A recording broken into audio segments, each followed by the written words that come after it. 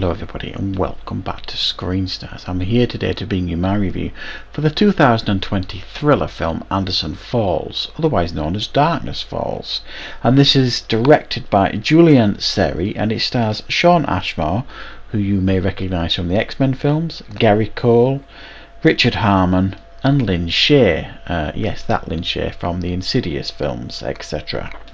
Now this is a film that essentially is about a father and a son who is they are serial killers basically, and their MO is they go around and murder prominent women, well-known women, and make it look like suicide, and they've been getting away with this for many years.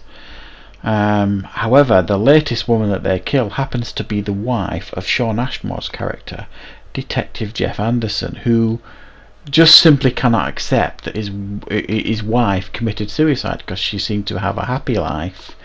And through his investigations he uncovers what has been going on and obviously vows to take his revenge, which also may lead to immediate danger for those left in his immediate family. Right, that is the basic premise of this film. What are my thoughts on Anderson Falls?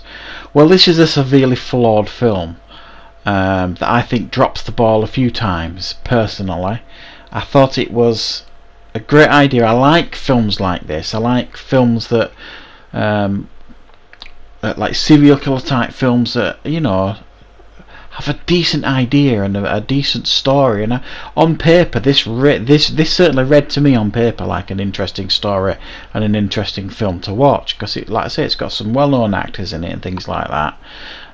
When you read it you think, yeah, this could be a decent film, and it's not really. It's lacking emotion, really. It's lacking tension. And it's lacking real passion. It is the thing. I mean, he loses everything, Shawn Ashmore, his character, and maybe, I mean, I don't necessarily think he's a bad actor or anything, because he's not bad in this film.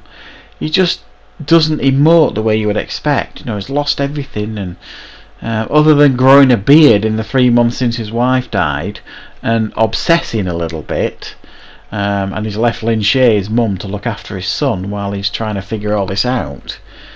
Apart from a couple of little scenes here and there, I don't think he played the role with enough intensity and enough emotion for you to really buy in and empathise with him and sympathise with this character. I don't know, there was something missing from his performance for you to really connect as an audience member, which I thought was a real shame. And the idea of these serial killers, Gary Cole and his son, played by Richard Harmon, I think they gave away the mystery of them too early. I mean, literally the first scene of the film you see who they are and what they do. That mystery's gone. When you learn more about how long they've been doing this, I think they could have really built up these serial killers into this almost mythical urban legends almost, because personally I just could not buy. They discover that there've been women killed in the very similar way for many years, it seems. Certainly 10 years. He's just saying the film that he's only looked back 10 years and he's found a lot of cases with similar MOs, and many of them could be attributed to these killers.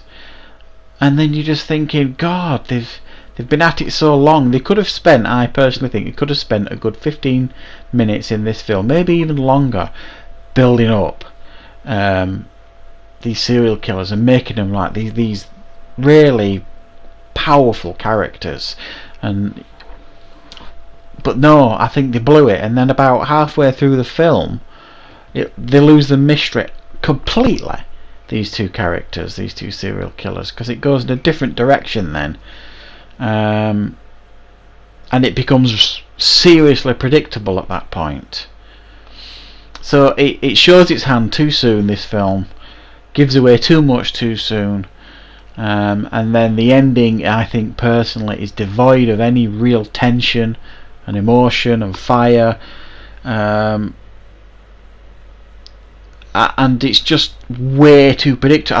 I didn't want to. I almost gave a little spoiler away then, and I didn't. But they do something at the end that is just highly predictable, really. And even Shawn Ashmore's response to that, I thought was a bit muted, personally. And then there's a really weird fight scene at the end. It's filmed at a distance for the most part. It just looked like it's been over rehearsed, and it just didn't look right. It looked over rehearsed. It didn't feel impactful. I don't know. They just dropped the ball too much for this film. It's a great idea that they just really didn't do anything with, and that could be, you know, an awful lot to do with the talent involved in regards to script writers, you know, the screenplay and all the rest of it. I think there's too many things in this film that ruin it, personally, and it's a shame because it did read as a film that could really have worked, but unfortunately it doesn't. I'm going to give this one a 4 out of 10. Unfortunately, I just didn't enjoy it.